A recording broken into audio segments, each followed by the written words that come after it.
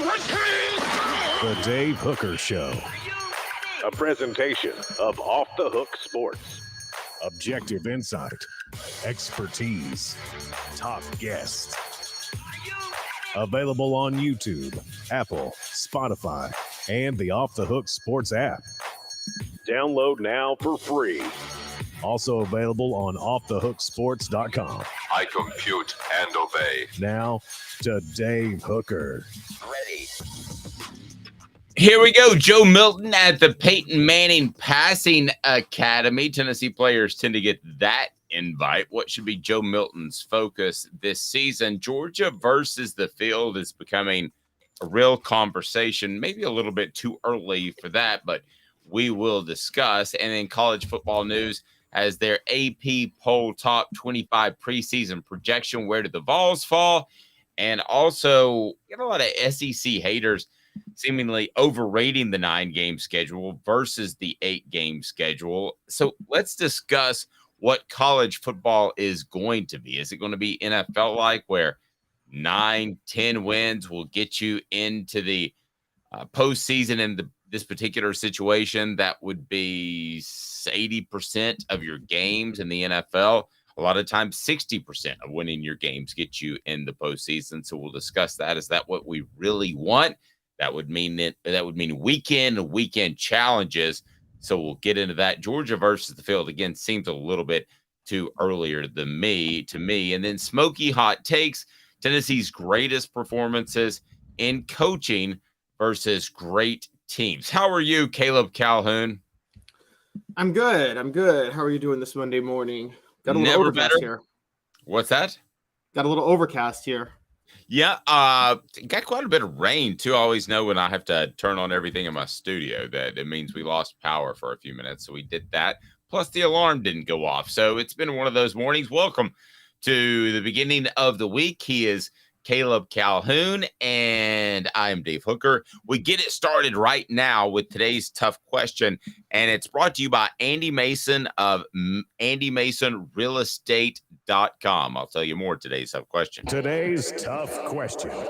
Take a side. Take a stand. The Dave Hooker Show. A presentation of offthehooksports.com. Go to AndyMasonRealEstate.com. Save thousands or tens of thousands of dollars with Andy Mason, AndyMasonRealEstate.com. You'll love him. And today's tough question, Joe Milton at the Peyton Manning Passing Academy. So these invites go to the top quarterbacks in the NFL and college football. They also go to some former quarterbacks from the NFL. And Tennessee generally is able to work a guy in there. So while a guy may be of a similar ilk at Washington, he's probably not going to get the same invite that a guy, let's say, at Tennessee or Ole Miss, where Peyton and Eli were at. They're going to get invites, and the same will soon be said for Texas guys. So today's tough question focuses on Joe Milton, as we'll get your answers from the message board as well today. But what should his focus be, and what is a given? So bad journalism there, bad question asking, and that is double question. What's a given? What needs to be Joe Milton's focus moving forward? Caleb, what do you got? I think the obvious one for everybody is Joe Milton's got to get better with his deep ball accuracy. I think that's the clear thing that doesn't matter what camp he goes to, he needs to work on. But I think one of the biggest things he needs to work on that he could work out with the Manning Passing Academy is his clock management, his awareness. We know what happened 2 years ago against Ole Miss. That's a forgotten, very big blunder that had nothing to do with his deep ball accuracy. Well, can I stop you there for a second? Is that forgotten? I would say you're right. It may not be forgotten, but we push it to a distant second behind the deep ball accuracy that we worry about with Joe Milton. And I think the Manning Passing Academy is one that could actually help him a little more, funny enough, with the clock management and his awareness. We're not so sure yet just how great his awareness may or may not be. We saw him methodically move the ball down the field against Clemson, but I mean, I think Clemson was playing a base defense the whole game, didn't really care to show anything, didn't really care to be in that bowl game. So that's still up for debate. And so I think for Joe Milton, understanding defensive, I think something like the Manning Passing Academy is more about understanding defensive schemes, understanding clock management, things like that. His deep ball accuracy, he's going to work on that. That's not going to be something that he's going to learn at the Manning Passing Academy. That's something he's actually probably going to learn from Josh Heupel more than he will there. Right, and Josh Heupel specifically teaches, I would say footwork as a whole. I would say being lighter on his feet, but that's not going to happen at a passing academy, and it's not going to happen with Josh Heupel because he is not upset whatsoever as far as not having the best footwork or having limited footwork. He doesn't want them to be like David Cutcliffe where they're going for reads. That's why a lot of the times that the reads are one side and people say he's going to throw to his left or his right. So I would say footwork, but that's not going to happen in the passing academy. It's not going to happen under Josh Heupel. So I'm throwing that out the window. Now, the other thing that I would offer up to you as far as what Joe Milton needs to work on would be, yes, the deep ball passing ability, but I'm not concerned about that. And let me tell you why, because I thought the same thing about Hendon Hooker this time last year. And Hendon Hooker ended up being a very accurate quarterback downfield. So while that is a concern and should be a concern for Tennessee fans, should be a concern if he gets on point for the rest of the SEC and the SEC East, it is not number one to me. Number one is still the clock management. Now, I want to be real clear about that. You don't just jump out of bounds with the clock expired at the end of the game and be considered a guy that's going to be able to manage difficult situations perfectly from this point forward. I mean, Caleb, that is always a red mark and a black flag, whatever it is, red flag, black mark, whatever. And as you move forward, I would still have those questions based off that one play when he's headed to the NFL, Caleb. I mean, to me, that doesn't go away. Now, what is a given? This might surprise you, his leadership. From those that I talked to, his leadership is absolutely through the roof. Hendon Hooker is a once-in-a-generational type of leader like an Al Wilson in a totally different way. But I don't expect Joe Milton to be that. But if Hooker's a 10 on the leadership scale, I do believe that Milton will be fine, 7.5 or 8. And I've seen quarterbacks be as low as a 6 or so. So I don't have any concern about his leadership. Just want to see in the clutch clock management. And I think his accuracy on the deep ball will be better. So maybe I go a little off script, but I think Tennessee fans want to know that he can manage a tight game against Florida late and not make a boneheaded mistake. That's fair. Yeah, that's a huge deal. And the leadership thing, we can't undersell in the sense of, Dave, you and I have watched quarterbacks, not just at Tennessee, but all over the country over the years. There were quarterbacks that were significantly worse than maybe their predecessor, but the teams played significantly better around them. I'm not talking T. Barton, Peyton Manning. It wasn't that. But I'm saying there are quarterbacks where you're like, well, why did the team play so much better with this quarterback than the previous quarterback? And it had everything to do with his leadership ability. So even if Joe Milton may have his issues at quarterback, you will still see, I think, the team play very hard in certain ways. I mean, I know you're a fan, but that was a lot of criticism of Casey Clausen. It didn't seem like he rallied the troops all the time. Even if he was a clutch quarterback, they didn't always seem ready to rally to play hard for him all the time in certain moments. And right, okay, so I see where you're going. I think that's oversimplifying it just a little bit that he didn't rally the troops. I think people did rally behind Casey the way they would rally behind a Joe Montana. I don't think Joe Montana was like a Terry Bradshaw or a Dan Marino that got in your face, but I think they rallied behind him. But I see your point on the scale of those two. I would be much more concerned about the clock management. I think that's the one. And it sounds like, Caleb, we're talking about the either leadership or clock management has just said, oh, it's the off season, it's all going to be fine, right? Well, that's not necessarily the case, but I do think the leadership will be fine, not just because of what I saw at Clemson. As a matter of fact, that would be last on the list, but those that I talked to within Tennessee's football program think the leadership is just fine from Joe Milton. So I'll take their word on it for sure. yeah, and that's a big sign that you believe that he could probably fix the mental aspect of the game too, such as clock management. The players that I think of that I don't see. That's the part I still have some concern about. That to me, he's gotten kind of washed over. Well, okay, but going back through history, the players that I remember distinct moments in history where quarterbacks made bonehead decisions with clock management. And everyone I remembered, that quarterback had some of the lowest intangibles I could think of. The most notable one was Jamarcus Russell scrambling at halftime against Tennessee when the 2005 LSU game, when they could have kicked a field goal and he scrambled trying to go for a touchdown. Well, Jamarcus Russell had the worst intangibles in the history of intangibles in the history of quarterback play. Another one was Vince Young did it a couple of times with the Titans. Jake Locker did it. Everybody I'm naming had intangible issues. So I can't think of a guy. You know, the funny part too was at the Rose Bowl where Vince Young Johnson runs for the touchdown that ends up winning the game. Had he gotten knocked out of bounds or tackled in the field of play, that could have been viewed as a very different play. I think that Joe Milton's going to be fine as a leader. I'm just going to go ahead and tell everybody that right now. Is he good in clutch? Don't tell me you know that, because I don't know that and you don't know that. If I had to bet right now, if Caleb told me that accuracy at the end of the year will not be an issue, and I'm not going to put some sort of number on it like completion percentage because that's just stupid. But if Caleb told me that at the end of the day, like Hooker, we say deep ball throwing downfield was not an issue, that accuracy was not an issue, then I'd say I believe you. I think that's doable. I think the leadership is done. The question I still have is the in-game manageability and the in-game and what he's doing in terms of leading the football team. Sorry, the one play at Ole Miss still stands out to me. I'm not hating on Joe Milton. I hope you know that, Caleb. Oh, yeah. That's a red flag to make that type of mistake.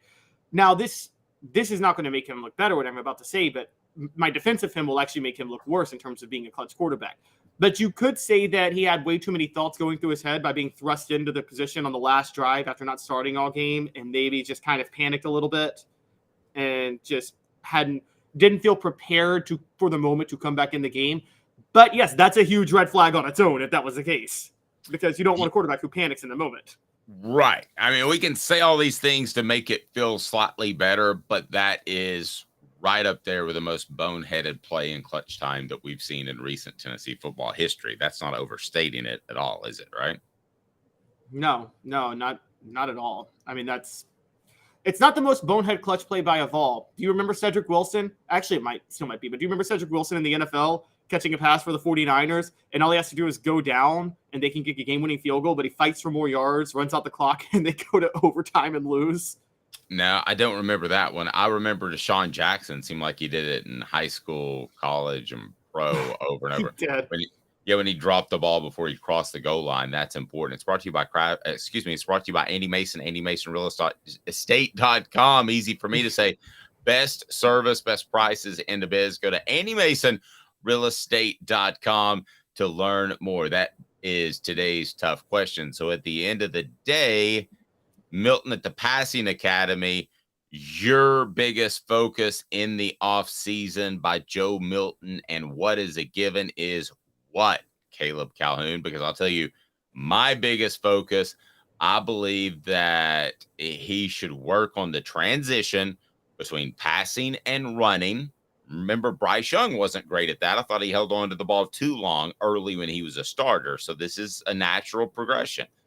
That transition, which I think cost him against Ole Miss, I think he was a little bit in flux as to whether he had crossed the line of scrimmage.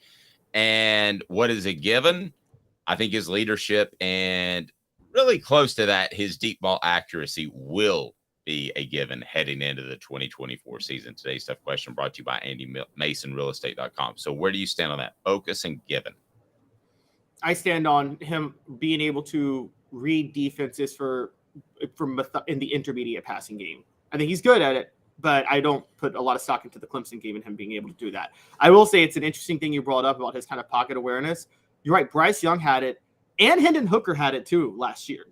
Last summer, that was a concern for both of them, and both were much better with their pocket presence last year. And I think if there's one thing Peyton Manning can teach, it's pocket presence, because nobody had better pocket presence than he did.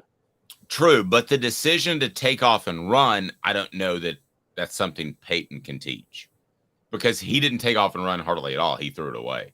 Yeah, but that's because he knew he couldn't take off and run. I bet if he could, he would know when to run better than anybody. If you put like Cam Newton speed and Peyton Manning in 2010. That's interesting. So Peyton Manning's decision to chuck behind the line of scrimmage just to get the ball out of bounds and incomplete pass is the same thing as Mike Vick saying, I'm going to tuck it and run for 30. It's kind of what you're saying. Yes, although don't forget that split decision.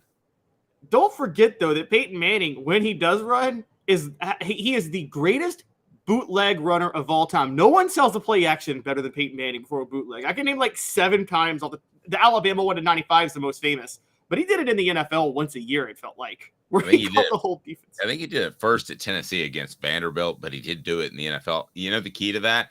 Don't tell your teammates. And he wouldn't tell his teammates, and they would block the exact same way as if it was a running play.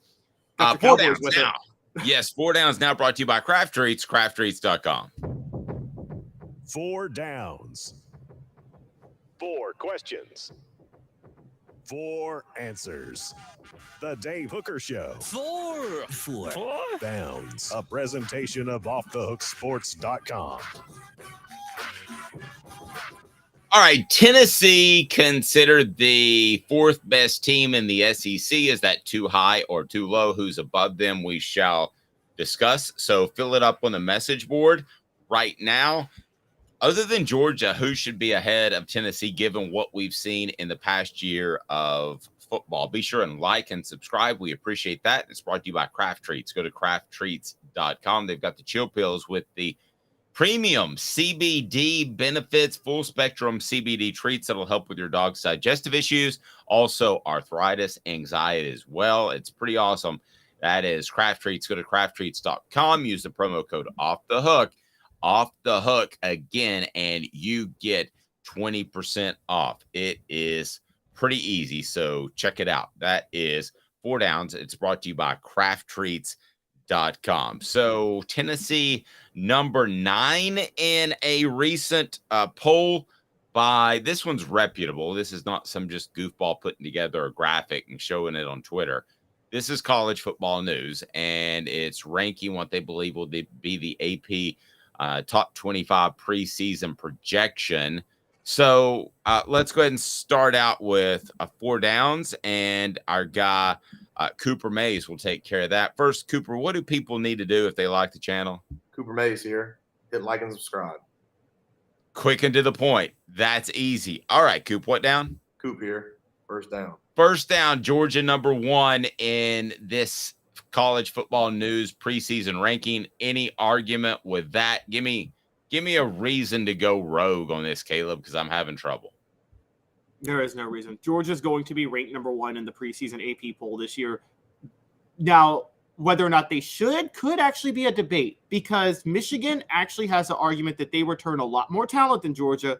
I mean, are we to believe that Georgia can handle this amount of attrition 2 years in a row on top of all the discipline issues they've had this offseason? I mean, you can't convince me that's not going to come back to bite them. Well, it's a lot of attrition, and we'll determine this year if they've got it rolling like Alabama did in the heyday with Nick Saban, right? This is the year for Georgia where you say not only are they like decade great, but they're generational great, and they take over for Alabama. A lot of things could still come up, but right now you have to look at it and think that, hey, they've got it rolling like that. But you're right, a lot of losses 2 years in a row. But we said that about Alabama in their heyday, and what would they do? They'd plug somebody right back in. They never repeated. Well, that's true. Craft Treat says, Coop, what down? Cooper Mays here. Second down. Thank you. It is second down. All right, second down, Alabama number 3, too high, too low. I know you like Michigan. They're number 2. So do you like Alabama at number 3? I think the AP poll is going to put Alabama at number 3, and they're going to be wrong. It's going to be too high.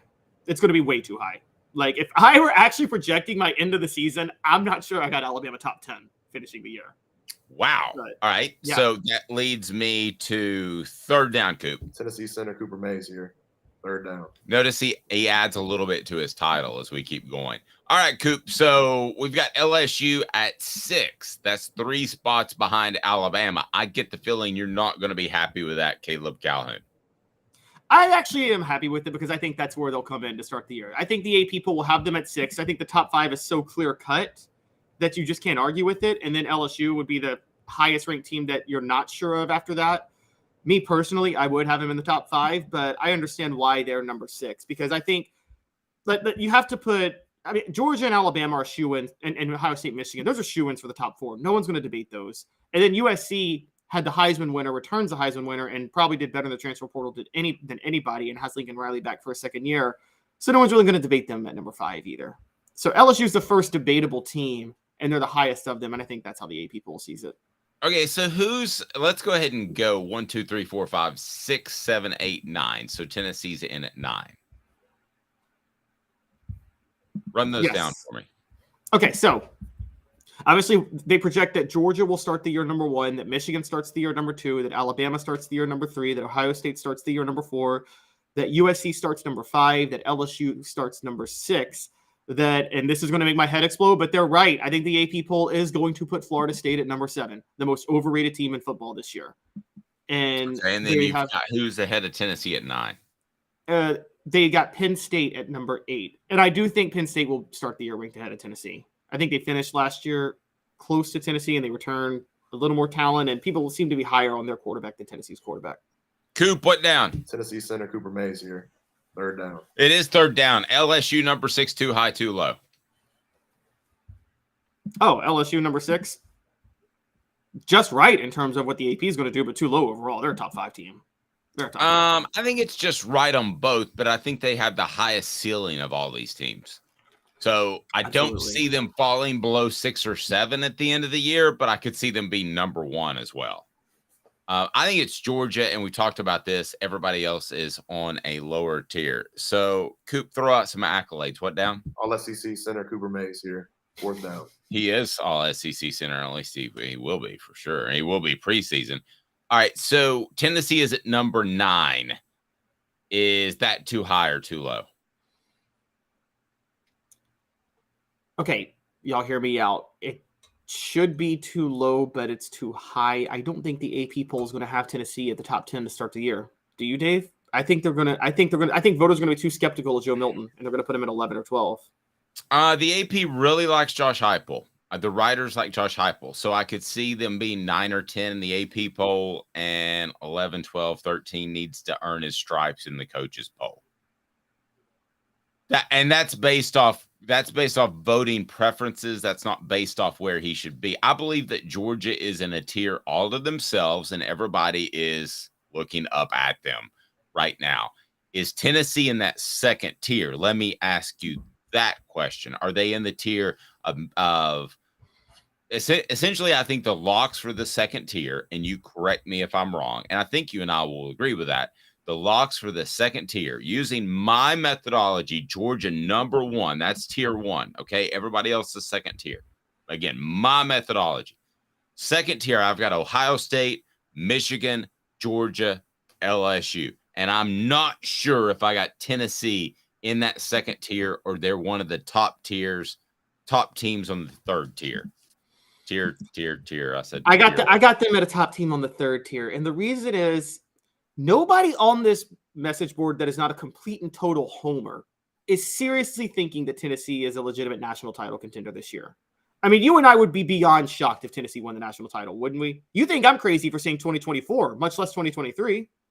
I would be very surprised, but it wouldn't take a lot. It would take Carson Beck not being able to get it done at Georgia. That's pretty much all it would take for me. If I see Carson Beck come out in the first 4 games and he's a big dud, then I think suddenly that 2nd tier is open, and I've got Tennessee on the 2nd tier, unlike you, of teams that need some breaks but can win a national championship. So maybe I'm a little bit more bully on Tennessee in 2023 than you. When I look at Georgia, they don't need breaks. They don't need to stay healthy. They could lose some dudes. All they need is Carson Beck to come in and be a competent or above competent quarterback. If that happens, and they're golden. The rest of these teams need breaks, every single one of them. Okay, let's just throw out you're watching a standard college football show, and maybe it's this show, and a group of analysts are coming on and giving their national championship predictions. They're picking somebody other than Georgia. You wouldn't be surprised if they picked Ohio State, Alabama, maybe Michigan, maybe USC. If they picked Tennessee, you would be like, what? Nobody is picking Tennessee on any television show.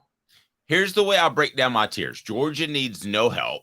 Things could just break out in a normal season. Obviously, I'm not talking about a rash of like 15 injuries, which I've covered teams that's happened. Okay, so we're on the same page. You're always gonna have, you're always gonna have 2 or 3 or 4 significant injuries through the season. So I'm talking about they don't need anything to happen except to stay relatively healthy. The next tier to me is Alabama, Ohio State, Michigan, and LSU. They need a break to happen.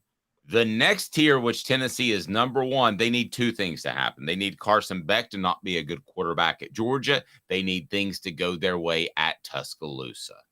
So those are 2 things significant that need to happen. My second tier is there is 1 significant thing that needs to happen, and we could break those down individually. We don't need to right now between Michigan, Ohio State, LSU, and Alabama. I think Tennessee needs a couple of breaks. I think those teams on the second tier need about 1 break, and they're good to go. So what you're saying is Tennessee needs stumble and fumble, Chris Winkie injury, and a Florida team that turns the ball over 5 times. They need 2. They need 2 of the 3 of those. They don't need 3. Yeah. That's my 4th tier. They need those teams need a lot of help. It's like the South Carolinas of the world. I'm just kidding. Okay, so I think Tennessee is firmly in that 3rd tier, knocking on the door of the 4th tier. And I could change everything if Joe Milton comes out and plays well against Florida. Then they're a 2nd tier team. There's no question. But I think they got a lot of little things that need to bounce their way. No stock in Virginia? What's that? No stock in Virginia? You're saying Virginia won't tell us anything about Joe Milton? No, I've jumped past Virginia. And to some extent, I've jumped past, who else is it? Austin P. And I know we should all be afraid of University of Texas San Antonio, but that's one of those I want to see it first. I mean, everybody's saying, oh, be afraid of UTSA. Not UTSA, please. See, if I did that, Dave would get so annoyed with my accent, with my voice. Well, it's because your accent sounds weird. Mine sounds really good. All right, stay tuned. 2 minutes, and then there are a lot of SEC haters that I think have a pretty good point. The SEC can't get it done schedule-wise. 8 or 9 team schedule that's going to be a permanent SEC opponent. I don't know, and they don't either. 2 minutes, we break it down. Caleb Calhoun, I'm Dave Hooker, Off the Hook Sports.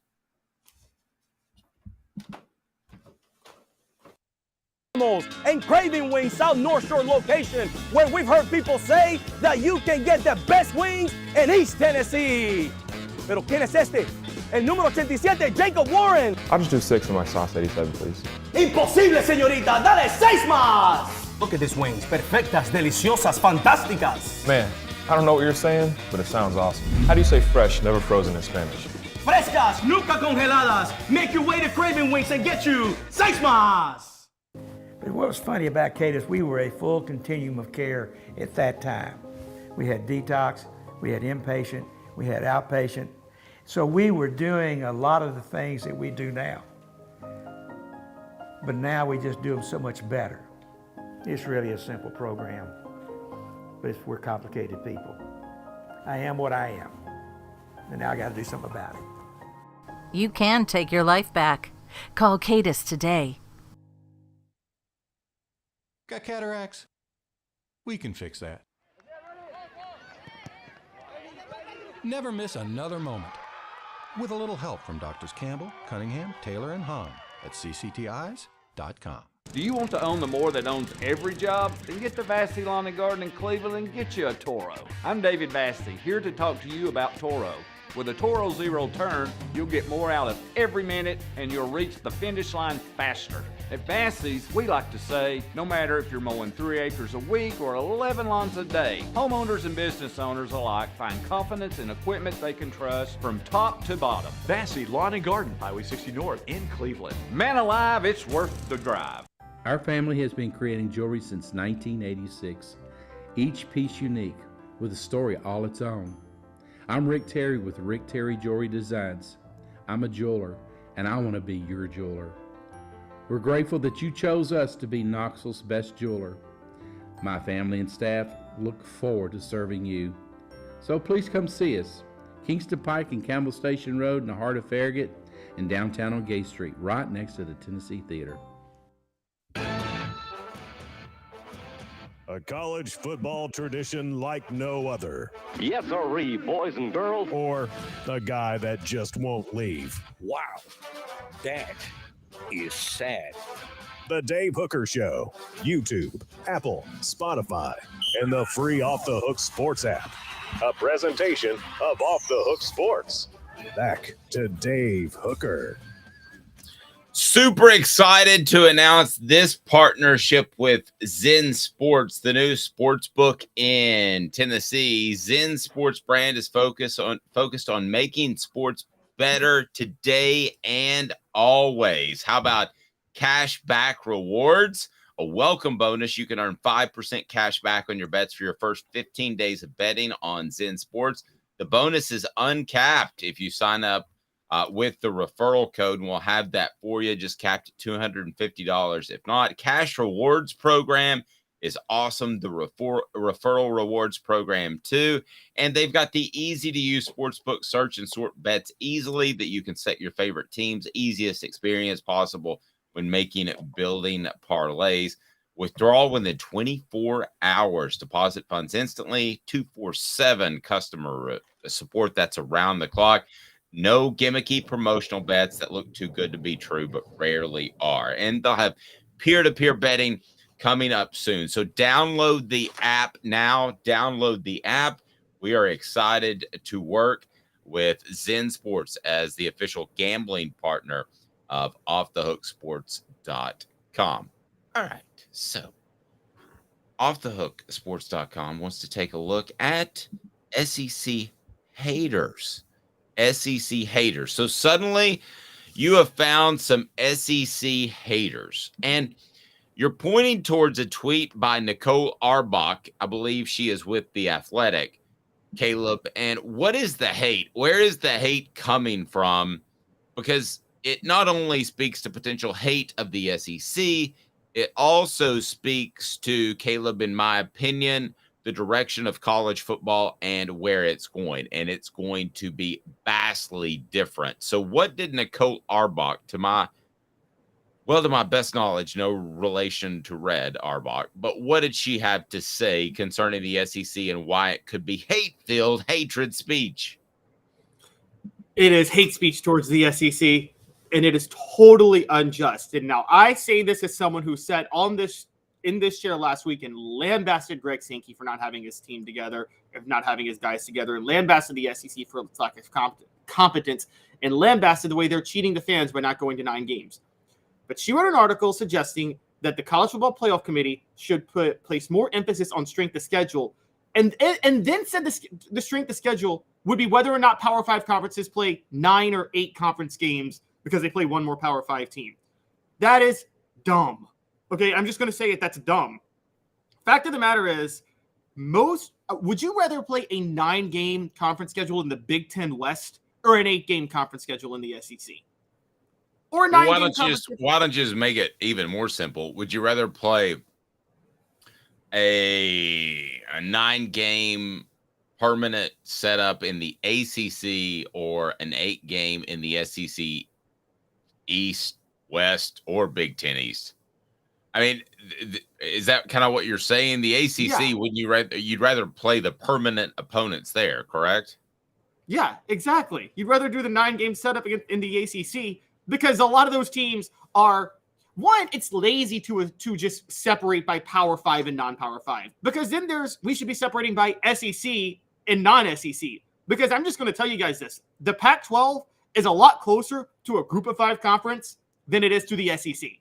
So the idea that the Pac-12 is better because they play 9 games versus the SEC is a ridiculous way to approach this, even if the SEC should play 9 games.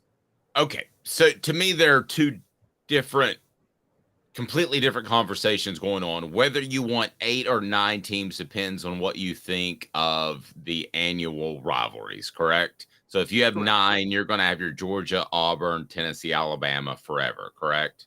Correct. And then they throw in, for some reason, LSU, Florida, which wasn't a rivalry and probably still isn't. It's a neat game to me because there's a lot of talent on the field. But those are the ones you want to keep. Here, but aside from that, if you add a significant opponent that is a non-conference opponent, you're still going to have a tough schedule with whatever the SEC and Big Ten lay out in front of you. For the most part, you're going to have years in which I think Tennessee has a good draw. You're going to have other years in which other teams in the Big Ten or SEC has a big draw. But I want to look at this philosophically, Caleb. Do you think the college football community is ready for a real championship contender to be 9-3 going into the playoffs? I'm not talking about somebody that slips in, but a real contender, just like we've seen at the NFL. I remember the Giants when they got in as a wild card team and they had that underrated defensive line and that Eli Manning that ended up with a helmet toss but didn't make a lot of mistakes. Are you cool with a team like that having a realistic shot? That's what you have to ask yourself. Do you want your contenders going 12-13-0 or 11-12-1, or do you want your championship contenders to be flawed, have 2 or 3 significant losses on their schedule? I'll go ahead and tell you, I am fine with the latter. I'd rather see the Austin Peay's come off the schedule. No offense, Austin Peay. I would rather see those all be filled by significant opponents and a 9-3. You look back and you say, wow, that 2025 team from wherever went 9-2 or 9-3 and made a real run at the championship game and almost beat Team X to make it. I'm fine with that. To me, that can define a successful season. It doesn't have to have a 1 or a 0 after the win total. Yeah, I'm fine with the latter because that's the only feasible way to do this. Because quite honestly, even in the SEC, within the context of the SEC, 12-0 and 9-3 is not going to look much better than 9-3 depending on the schedule you get. There's going to be a team that gets a draw one year where they're not playing LSU, they're not playing Alabama, and they're not playing Georgia. And then they go 11-1. And then another team plays all 3 of those and goes 9-3. Are we really to believe the 11-1 team is better at that point? And so you have to do it this way because of the way they've set it up. I don't think the SEC champion, to me, philosophically, is not going to be legitimate anymore because it's going to be totally based on the draw you get with your schedule. Well, okay, for next year, maybe. I don't know how they're going to split ties. That's a whole different conversation. But let's assume that it's going to be divisions down the road. So let's look at the Big Ten. Oh, no, they're getting rid of them. Yeah, I mean, I think they are getting rid of them. But let's look at the Big Ten with divisions still, correct? No, they're getting rid of it next year when they do they're doing the flex schedule. Their divisions are gone. So with the flex schedule, okay, whichever the case may be, let's say Penn State loses a close game to Ohio State and Michigan. Then if that's a 12-team playoff year, let's say next year, 2025, they've got every argument to be in there if the rest of their schedule is unblemished. Let's say Tennessee loses their permanent opponent is going to be, let's say it turns out where it's going to be Vanderbilt, Kentucky, and Alabama. Let's say they lose a close one to Alabama.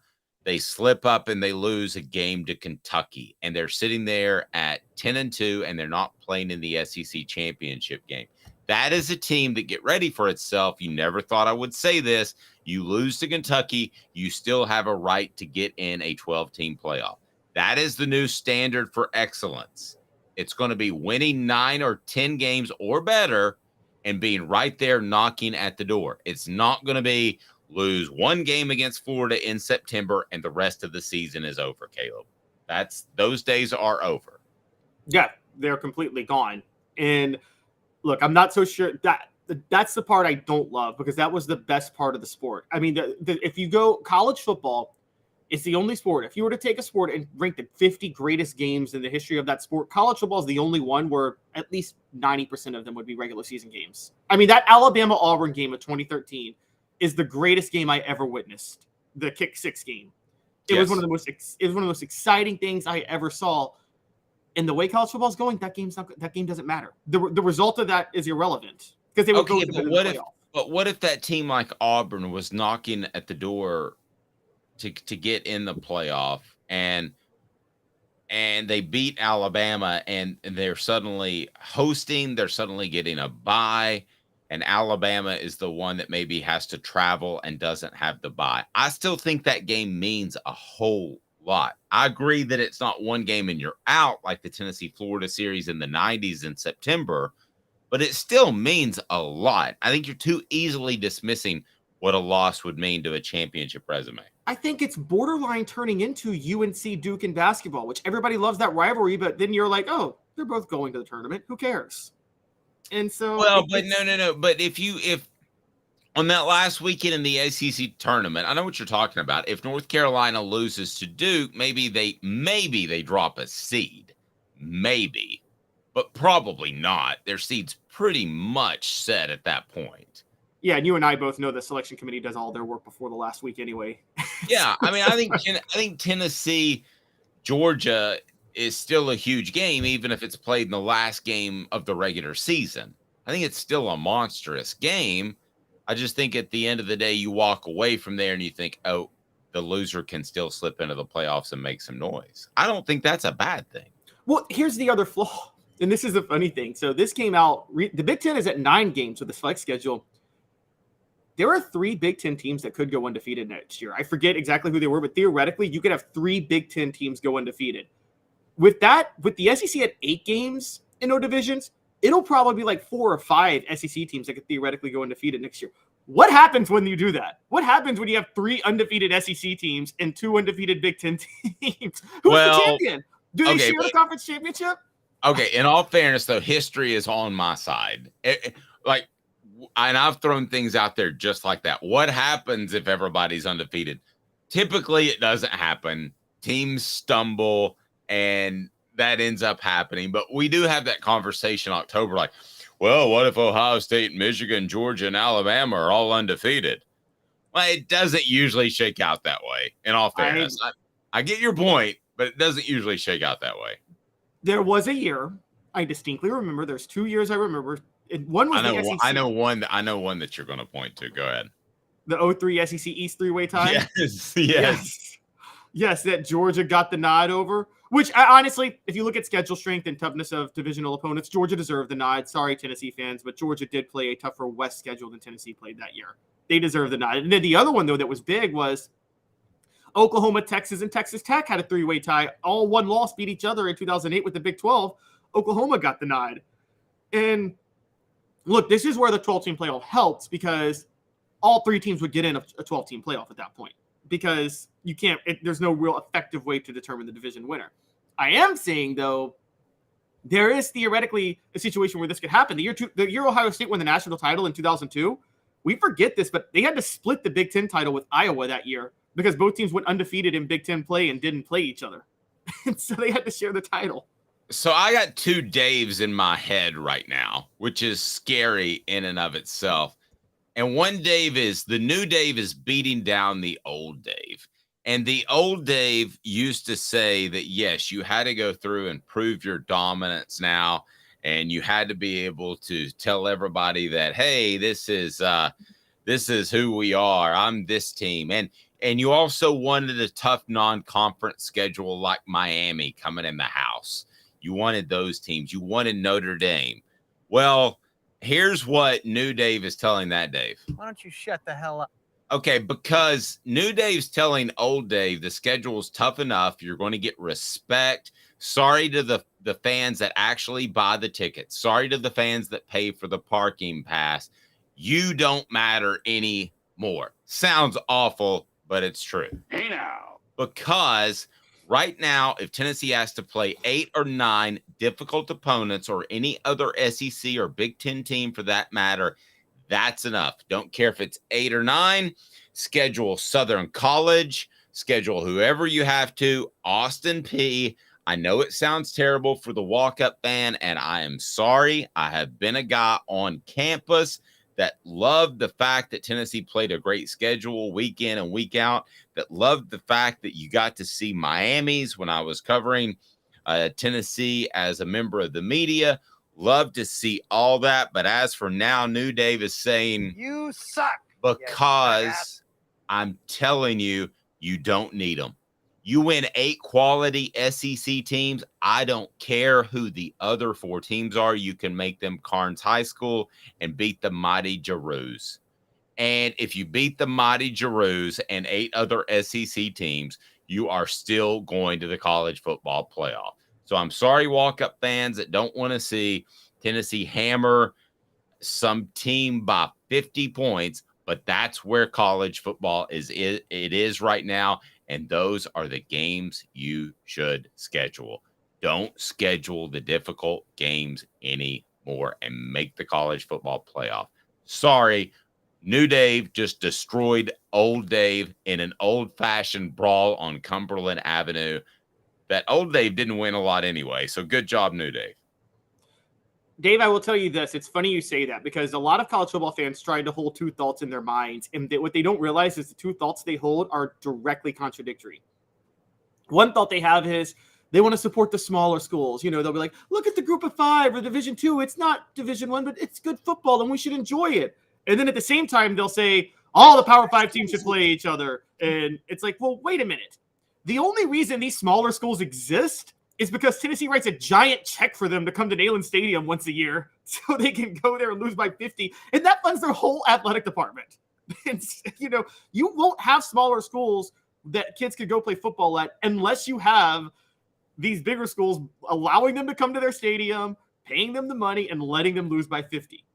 Okay, so Tom says rewarding mediocrity. No, I don't think that's the case. I think an 8 or 9, whatever it shakes out to be in 2025, 2026, that's difficult enough. I actually think that you're asking too much of a college athlete that he should have to play. What are we looking at? We're looking at 12 regular season games right now, correct, Caleb? Correct. So 12 times 4 is 48 difficult quarters. You shouldn't ask a college athlete to play 48 difficult quarters.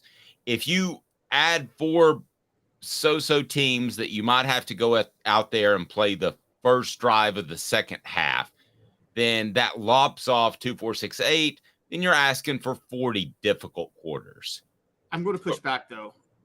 Okay, let me just finish with this point. I think you should have games that you go out there and you take care of business in the first quarter and the second quarter, and then you don't even know where your helmet is in the second quarter or the second half, third quarter, because they have taken it away from you because your services are no longer needed. That's where I think they should be. There is one giant flaw with this, though, and it's something that applies to Tennessee, and it's why they actually need to schedule at least one big name out of conference team every year for home and home. I'm fine with one, but that no more. Okay, but the reason they might have to do this is the reason it might apply to them is when you go to the 3-6 format, which I still think they inevitably will. They couldn't figure it out this year, but they're going to go to that format. And describe for those that don't know what the 3-6 is. 3 permanent opponents every year, home, and then the other 6 rotating. So a 4-year player would go to every school at least once and host every school once, and then 3 permanent opponents they play at home twice and on the road twice. Those 2 road games that you play permanent matter, and here's what I mean for this. Tennessee's 3 opponents are going to be Vanderbilt, South Carolina, and Alabama, or Vanderbilt, Kentucky, and Alabama. I'm sorry, Dave. That's a really big recruiting disadvantage that they can't go to Georgia every other year, that they can't go to Florida every other year, that they can't go to Louisiana every other year, and that they can't go to Texas every other year. They need another, schedule Florida State home and home. They got to get into those states more than just once every 4 years. I understand that from a recruiting perspective, but I'm sticking to schedule. 8's tough enough. You do not need to schedule 2 or 3 other quality opponents. I'm sorry, walk-up fan. No, you're right about that. And that's what made me so angry about this article was it's, okay, if you're playing 8 conference games and your conference games are LSU, Alabama, and Georgia, and you're going to honestly tell me with a straight face that's easier than a Pac-12 team that plays 9 conference games because they have to play Washington State as their 9th conference game? Like, that's ridiculous. And I'm sorry, it's insane when people get mad about the look. I wanted 9 games. Dave, you wanted 9 games. I thought it was better for everybody if we got 9 games. But the idea that the SEC is somehow easier than other conferences because they're playing 8 games is laughably not true. And it kills all integrity, and it's also lazy because it's making people are making this assumption that all Power 5 conferences are one tier, and then all Group of 5 conferences are one tier, as if the Pac-12 and the SEC are the same tier. Okay, first of all, we just had like 6 Group of 5 teams join Power 5 teams in the Big 12 and the Pac-12 this year. So how are we to believe that those conferences are the same tier as the SEC? They're not, or the Big 10 for that matter. I'm not trying to be an SEC homer. They're not in the same tier as the Big 10 either. Yep, I'm with you. Let's do some talking Cruton. Talking Cruton is brought to you by our friends at Vassy Lawn and Garden. Man alive, it's worth the drive. And trouble at the University of Florida as Tennessee had some visitors in over the weekend, but no major news shakeup when it comes to the University of Tennessee. But good news for Tennessee and other SEC opponents, as Florida is having more issues. We're only 4 months removed from them having the most embarrassing NIL issue that cropped up when Jaden Rashada showed up to campus and, hey, my cash isn't here. That's a problem. So I'm going to go somewhere else. Jaden Rashada, the quarterback who was promised millions of dollars to be a Gator, and then their collective is run essentially by a group of dudes that you just picked up at the local pool hall, and their NIL didn't have money to pay him when he got there. So he was able to cruise on out. And now Florida is having more issues in terms of recruiting. What's the latest, Caleb Calhoun? Because it ain't a good look at all. Yeah, over the weekend, 4-star running back from North Palm Beach, Florida. So right out of Florida's backyard, flipped his commitment from Florida to Georgia. And Florida's 2024 recruiting class has now dropped to number 22, which, Dave, as you know, number 22 in the SEC, number 22 nationally is not good in the SEC. That's like near the bottom. It's probably 10th or 12th if you want to include Texas and Oklahoma and really take a look at those. I know they're not in the class until next year, but that's who you're recruiting against right now. So in recruiting, how much is it Georgia and the field right now? Right now? At what point? Yes. At what point does a team top Georgia in recruiting rankings? Because I don't think it's anytime soon. Tennessee, I don't believe, needs to recruit at that type of level, a la Steve Spurrier and the Florida's football team with the Gators in the 90s. I don't think they had to be number one because coaching offset that. I don't think Florida right now currently is in any position to overtake Georgia in recruiting. Caleb, help me here. At what point is there going to be a team that tops Georgia in recruiting in the SEC East? Yeah, Georgia's cleaning. Yeah, you give me Georgia and the field in the SEC East for the next 3 years, next 5 years. Are you taking anybody in the field over Georgia in the SEC East for the next 3 to 5 years? No, Georgia's going to clean house recruiting in the SEC East for the next 5 years. I mean, I know there won't be any East after this year, but still, the teams that are in it now, they're going to clean house. And when it comes to facing Tennessee, South Carolina, Vanderbilt, Kentucky, they should clean house. Georgia's the best recruiting state outside of Louisiana Georgia's the best recruiting job outside of LSU because they are one of 2 Power 5 programs and arguably the best football state. But it's a problem here. It's scary when they're out recruiting Florida for Florida kids now. And I mean, yes. that is a really scary thought. And by the way, Florida's in trouble. They let a kid from their backyard not flip to Miami or Florida State, but decide to flip to go up north to Georgia. And North Palm Beach ain't on the Florida-Georgia line. That's South Florida, isn't it? That's close to South Florida. And so that's a big, big loss for them. They're in big trouble. No, you got an issue now if you're at Florida, because I don't think you have an offensive mind in Billy Napier that can overcome a talent deficit. I think if you're Tennessee, you're not nearly as concerned because you have a coach that I believe is an offensive guru. So I think that is a real concern. I think the concern the teams that should be concerned are South Carolina and Florida when we talk about Georgia's dominance, because they don't have coaches in place. No offense, Shane Beamer. Shane Beamer has to hustle it up on the recruiting trail.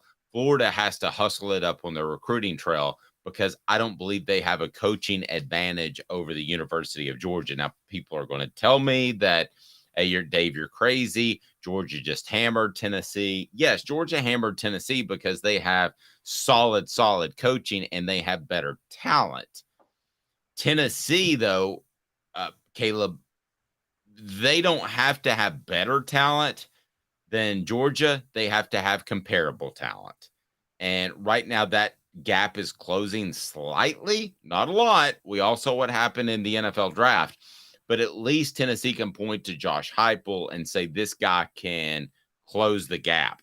If you're a Florida fan and you're pointing to Billy Napier, you don't have any confidence that he can close the talent gap on the field, do you? No, not at all. And the best comparison, that's a great point. The best comparison is in the 90s. Florida State was always more talented than Florida when those two teams lined up on the field. Always more talented. But Florida got their wins in there plenty of times because Spurrier could out-scheme Bobby Bowden. Tennessee was more talented than Florida, by the way, during those years. And Spurrier owned Tennessee. So Tennessee can be that team. Josh Heupel, you're right. Get comparable enough. That doesn't mean they're going to beat Georgia most of the time. Lucky for Tennessee, no matter what happens, they're not going to be playing Georgia annually after this year.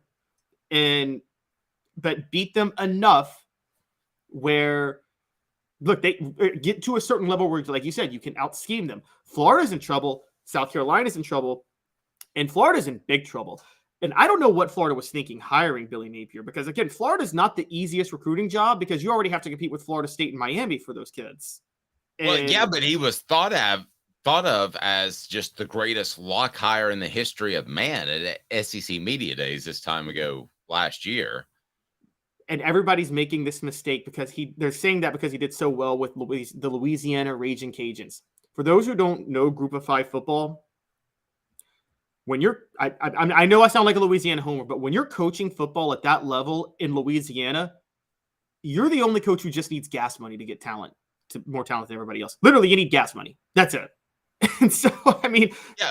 And Louisiana kids want to stay in Louisiana. So if LSU doesn't take them, it's more of an even fight than you might think when it comes to the Raging Cajuns versus the Tennessee Volunteers or the Kentucky Wildcats or the Florida Gators. I know that you could say that's an opportunity to play in the SEC, and it's true.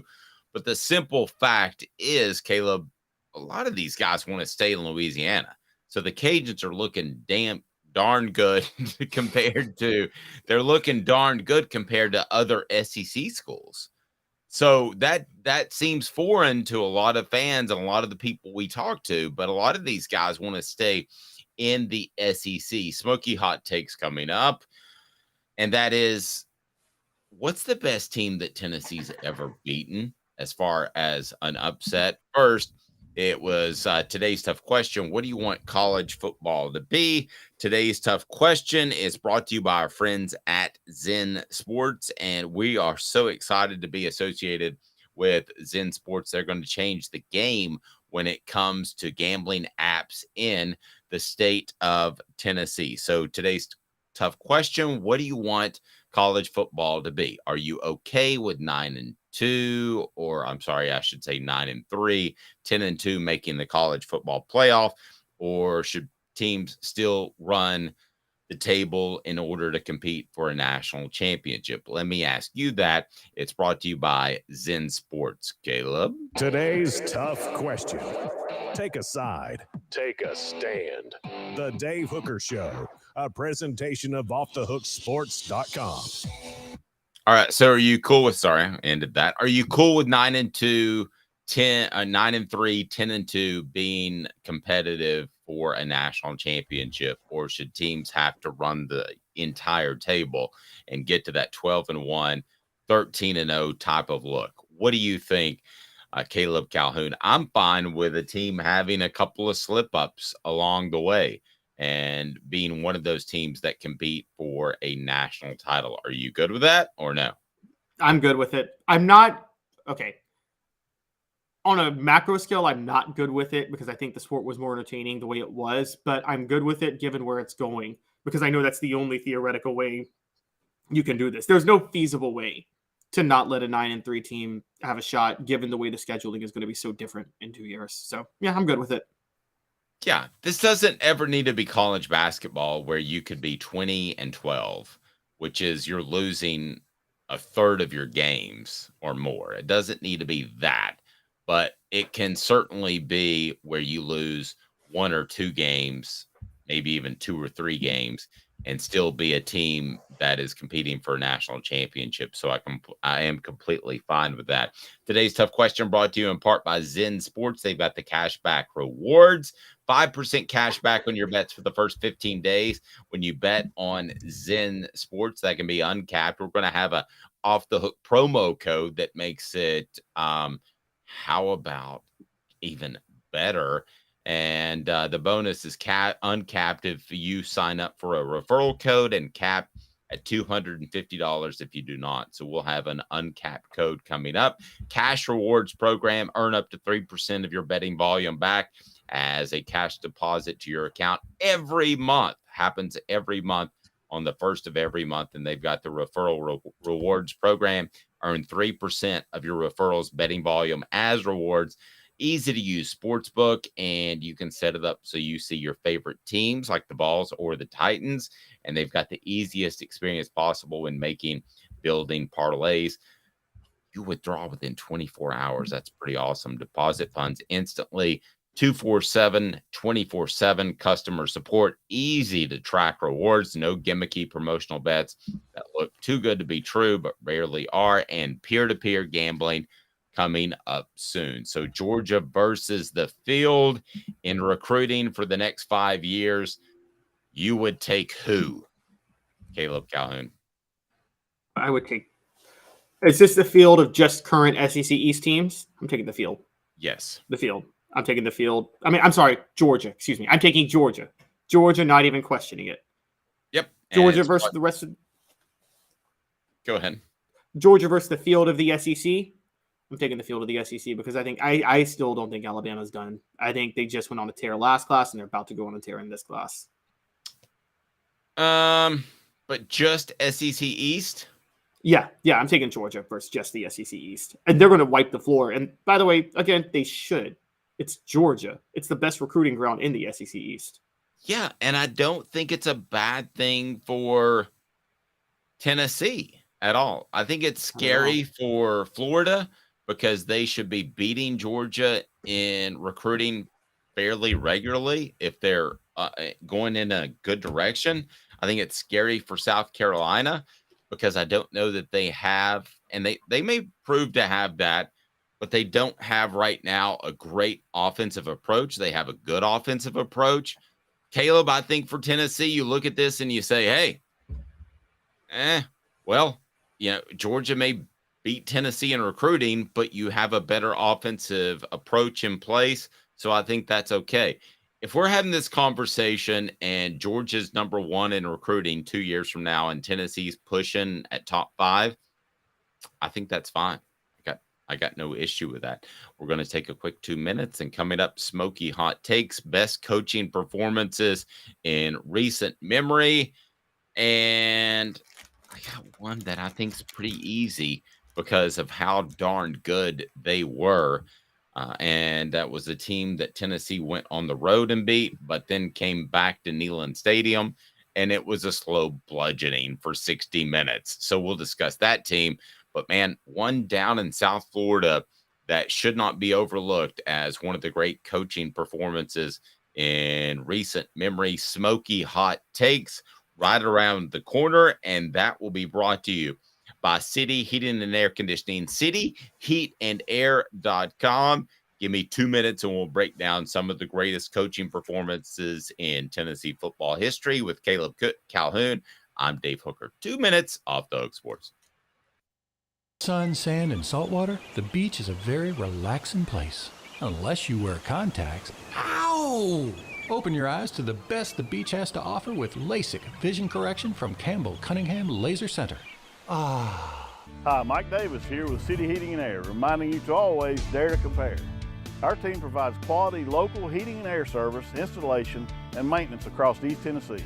We use only the best equipment like American Standard heating and air conditioning for your residential, new construction, or commercial needs. Honesty, dependability, and customer satisfaction have been the cornerstones of our business since 1961. City Heat and Air. Dare to compare.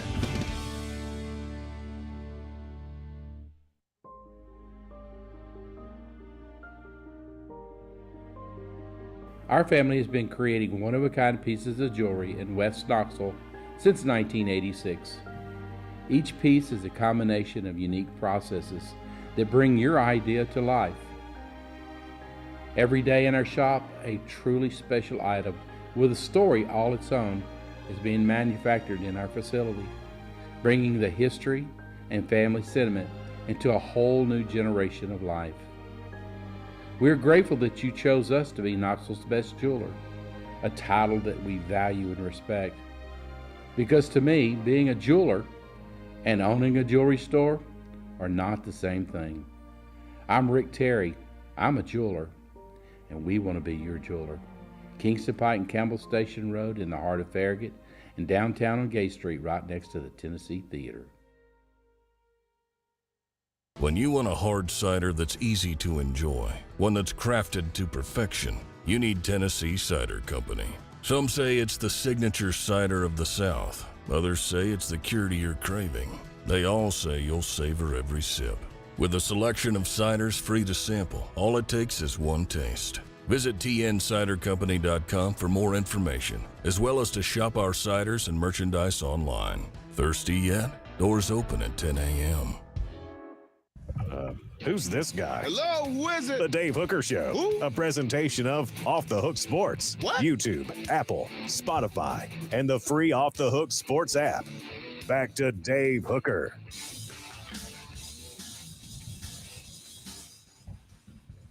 Welcome back. He's Caleb Calhoun. I'm Dave Hooker. We're going to have the big bet of the week brought to you by zensports.com, or I should say the big bet of the day might have to do with some Tennessee baseball, and that'll be brought to you by Zen Sports. Again, Zen Sports, our new partner. We're so excited to work with them, and we've got some peer-to-peer betting, which that'll be coming up a little bit later in the calendar year. Caleb had to figure that out and just explain that to me because he's way hipper and younger and smarter than me. But the peer-to-peer betting, we're going to be able to set up bets, which is super, super cool.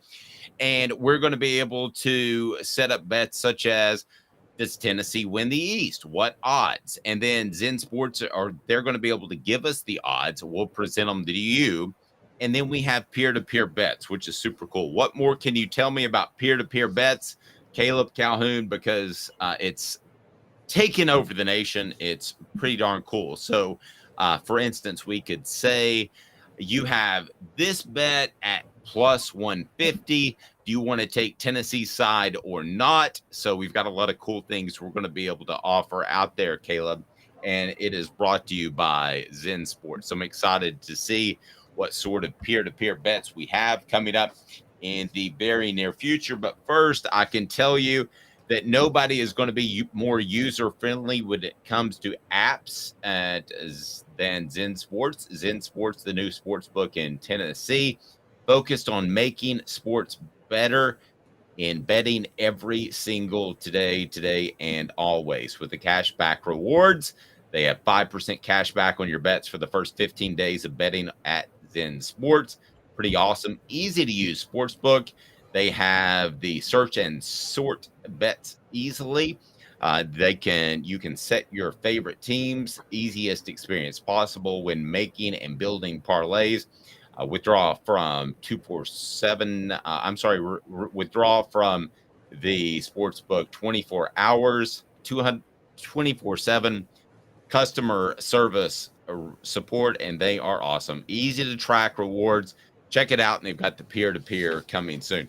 So what's the best peer-to-peer bet you've ever heard? Caleb, what have we got peer-to-peer? Ooh, the best threw me for one. The best peer-to-peer bet I've ever heard. Yes.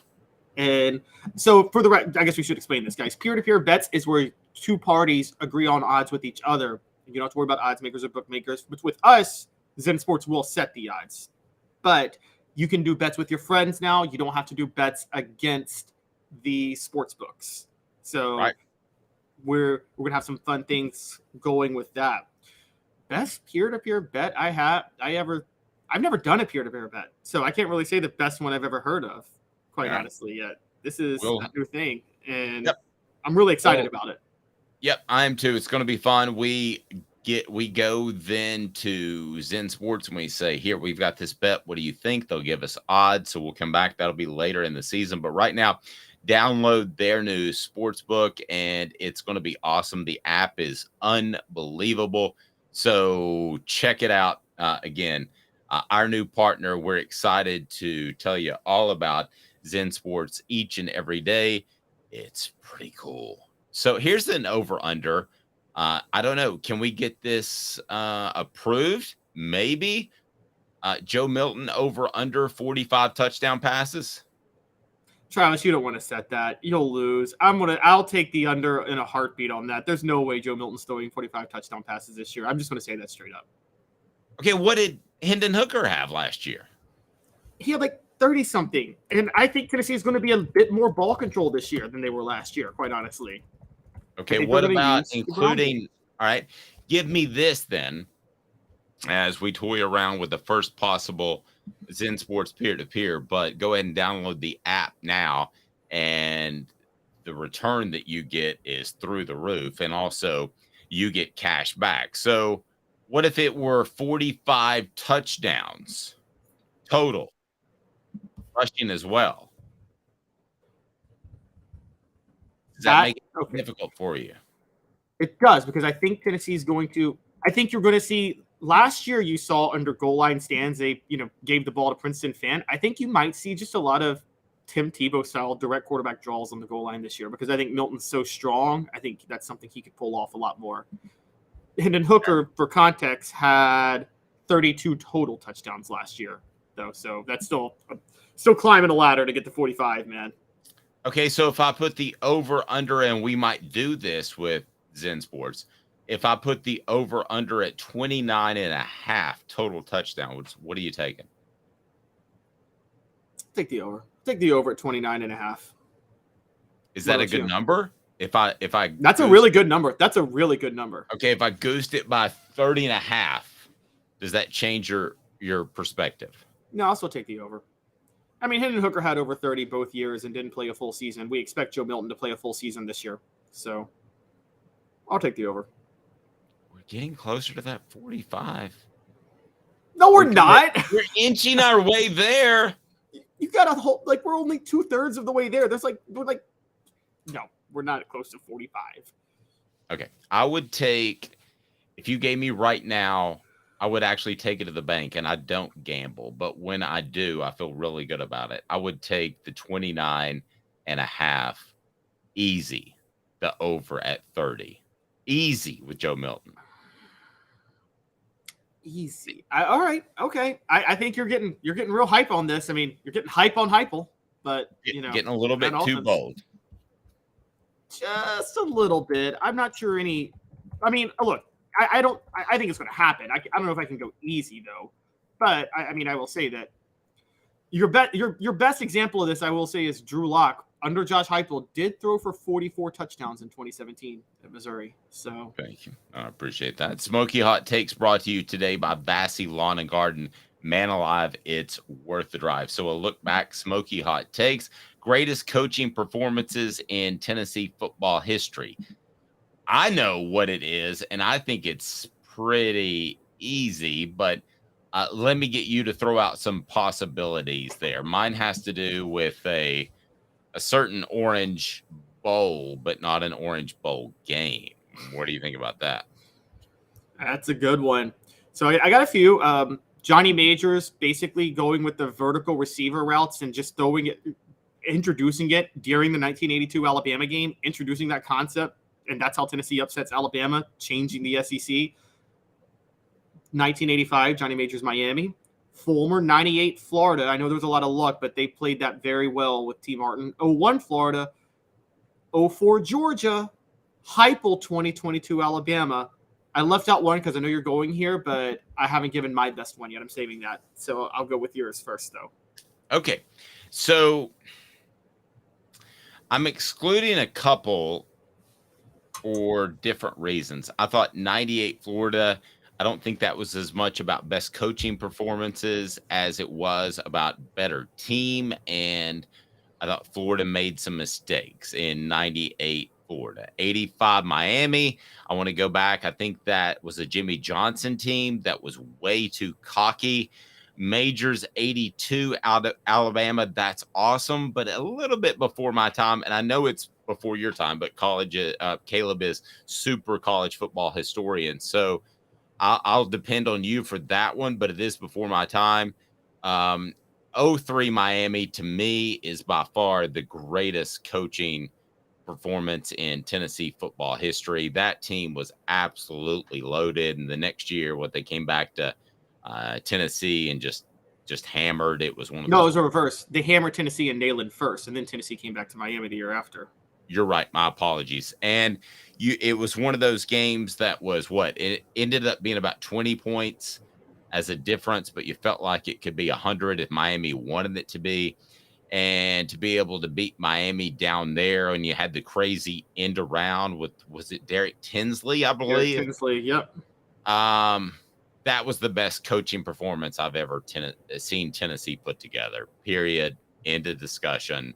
They beat a way better team in Miami with a hostile crowd. You've got on the list 04 Georgia. Tell me why. Well, 04 Georgia had a bit of that was two freshman quarterbacks, Eric Gaines and Brent Schaefer. Tennessee had lost by 30 to Auburn the week before, I believe. They were going on the road to play Georgia. Georgia was on a 4-game winning streak at the time, was a double-digit favorite to win that game. This was David Green's senior year. This was going to be the year Georgia gets over the hump and wins the national title, finally under Mark Richt. And Tennessee just marches in and beats them 19-14 in kind of a slugfest, but a very well-played game by Eric Gaines, who started the whole game pretty much. And that was his first road game. And that was a great game by Fulmer. But I actually agree with you. The 0-3 Miami was better. And what stood out to me with 0-3 Miami was the total lack of respect John Chavis had for Brock Berlin's decision making. And that was the funniest thing. Like, I will never forget that. Or Steve Spurrier's willingness to make it a running football game, right? Oh, I'm talking about the Miami game. 0-3. Oh, the Miami game. Okay. Sorry, I thought you went back to 01 Florida. Go ahead. Yeah. The hit, because remember, Berlin had transferred to Miami and started against Tennessee in 03. Right. And John Chavis dialed up blitz packages that any quarterback that was a halfway good decision maker could have had a touchdown pass out of. I will never forget Miami's down 10-6. They're driving, and John Chavis sends Mark Jones bare on a blitz. It hits Brock Berlin, and ball pops in the air. Jabril Wilson intercepts it. If Brock Berlin, Kellen Winslow, a man of great character, obviously, was wide open on the other side of the field because he dialed up that blitz. But Chavis was very convinced that Berlin would not be smart enough to see Winslow for a touchdown. And I give Chavis a ton of – he knew when to dial up blitzes that game and when to force the turnovers. And Tennessee basically played that game knowing that Miami is the most undisciplined team in football. So they were saying – we're going to play extremely conservative and just let Miami implode. And by golly, they did. I think a play that still to this day sticks out to me. This is how talented Miami was. They took all of their great receivers, and they were great, and they lined them up on the left side of the field in the last play of the first half, and they threw a Hail Mary to Kellen Winslow. And Kellen Winslow almost pulled that in. I believe it was over Antoine Stewart. No, it was over Jason Allen. I thought Jason Allen was lined up on the other side. I remember Jason Allen knocking it away, though. Okay, but Winslow almost went over and caught the ball, and that would have been like the craziest Hail Mary because you didn't throw it to the group of dudes on one side, you threw it to a tight end on the other side. So whoever broke it up, whether or not it was Jason Allen or Antoine Stewart, it was all they could do to break it up. That team was absolutely loaded. And I thought that just the willingness to throw it to a tight end all by himself on one side told you how loaded they were. That was the greatest coaching performance in my mind, especially in an underdog role that Philip Fulmer had. They didn't have any business being on the field with that Miami football team. No, they didn't. They didn't. And they had barely, remember they had a really ugly win against Duke the week before, and everybody was, and Kellen Winslow, Miami had just choked away a game to Virginia Tech, and Kellen Winslow says we're ticked off. It's unfortunate for them. And I mean, it was. I would never forget Clausen in an interview before the game, because Casey Clausen had the worst stat line for a winning quarterback I think I've ever seen. It was like 11 of 18 for 81 yards. But in an interview before the game, he said, they were like, what do you need to do to win? He's like, the next thing we got to do is just not make mistakes. Basically saying we know Miami is going to implode because they were so undisciplined that year. And I will never forget Vince Wilfork reaching out to sack Casey Clausen and accidentally grabbing his face mask and bringing him down. Remember that play, Dave? Yep, I do. And it was an easy sack, honestly. And Wilfork just reached out and grabbed his face mask and gave Tennessee a 15-yarder. There was the roughing the punter. Sean Taylor, rest in peace, trying to field that amazing punt by Dustin Colquitt. I don't know why he tried to field that punt. Just let it bounce out of bounds. But winning the one. Yeah, that's right. No, that to me was one of the most surprising games as far as an outcome for Tennessee or against Tennessee that I've ever seen. And I was stunned that they absolutely won that game and were able to pull it off. And I thought it was, in a lot of ways, because of what happened 2 years later in 2005, I thought it was kind of one of Philip Fulmer's last great hurrahs and one of his greatest hurrahs as a coach, period. I mean, Philip Fulmer, let's basic, was basically a coach that beat the teams, for the most part, Tennessee was supposed to beat and would surprise you every once in a while. That was one of those really incredible surprises, Absolutely. Question that came to my mind, though. There's one, I think, of Fulmer's that competes. The game that made him a household name and forced Johnny Majors out. Not Florida in 92, because Florida, that was because of the crazy monsoon that happened. We all know that. But the week before, that Georgia game, Heath Schuler's breakout game, when Tennessee beat Georgia on the road 34-31. That was Fulmer just because Ray Goff, I mean, Georgia was better. They just had Ray Goff as coach, and Philip Fulmer willed Tennessee to a win with his coaching in that game, didn't he? Yeah. I mean, that has to rank right up there. The Heath Schuler game. The other, the one that I wouldn't have said before the Celebrate 98 series is, you and I've talked about it, I think, off the air, is what Philip Fulmer did before the national championship game. Now, Tennessee was, I believe, 10 points better than Florida State, correct? Yes. I don't think that was close. I think Florida State was actually the favorite, but they shouldn't have been. And I think that Philip Fulmer didn't get credit enough for leading up to that game, how he didn't have any of his players talk to Florida State's players in the bowl festivities they had before until the last night. And he said, gag orders off, talk all you want. And Tennessee scared Florida State on that night, that last bowl event, which was essentially 2 nights before the game, the Thursday before the game. They had some waterworks thing. And then Philip Fulmer told a joke at halftime of the national championship game because he thought his team was tight. So even though that was a better team that I believe they played, Philip Fulmer, what I've learned from the Celebrate 98 series, deserves a little bit more credit for that coaching acumen that he showed off in the national championship game. I thought it was pretty smart not to have his guys talk to the last night. Oh, yes, I agree. I don't know if I consider that a coaching job from an X's and O's perspective, though. That was just amazing gamesmanship. That he showed. Dave's going to lose. Whatever you call it, it's that, Yeah. Dave, you're going to lose your mind on this. Your head's going to explode when I say this. But up until the 13 men on the field play against LSU, up until that play. There were just 13, by the way. Go ahead. Yeah, it was just 13. If Tennessee beats LSU, that Derek Dooley coaching game would have been one of the best coaching games you ever saw, given how outmatched Tennessee was in that game. I agree. And then the James Banks Tennessee-Georgia game, what year was that?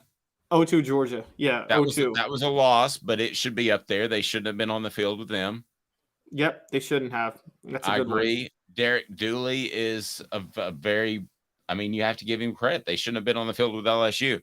That would have changed the direction, because that's the type of win on the road that gives you another year in and of itself. And Les Miles would have been fired the next week, by the way. That saved Les Miles' job, I think. I think he would have been fired the next week. And I mean, he was Les Miles was the prime example of a coach winning a national championship, and you're like, how does that guy have a national championship ring? Smoky Hot Takes brought to you in part by Vassy Lawn and Garden. Man alive, it's worth the drive right there in Cleveland. Toro, count on it. And City Heating and Air Conditioning, cityheatandair.com. Integrity matters. With that unit, you might not need a whole new unit. City Heating and Air Conditioning, cityheatandair.com. And we thank our friends Campbell, Cunningham, Taylor, and On. I don't have any issues with my vision because of Campbell, Cunningham, Taylor, and Hahn. They're awesome. It is Campbell, Cunningham, Taylor, and Hahn. They did my LASIK. They should do yours. Fantastic program today. A lot of fun, a lot of different topics. It's Caleb Calhoun. I'm Dave Hooker. We broadcast live each and every weekday at 10 a.m. So check us out. Hit that like button and subscribe. If you haven't done that, what are you thinking? He's Caleb Calhoun. I'm Dave Hooker. This has been a presentation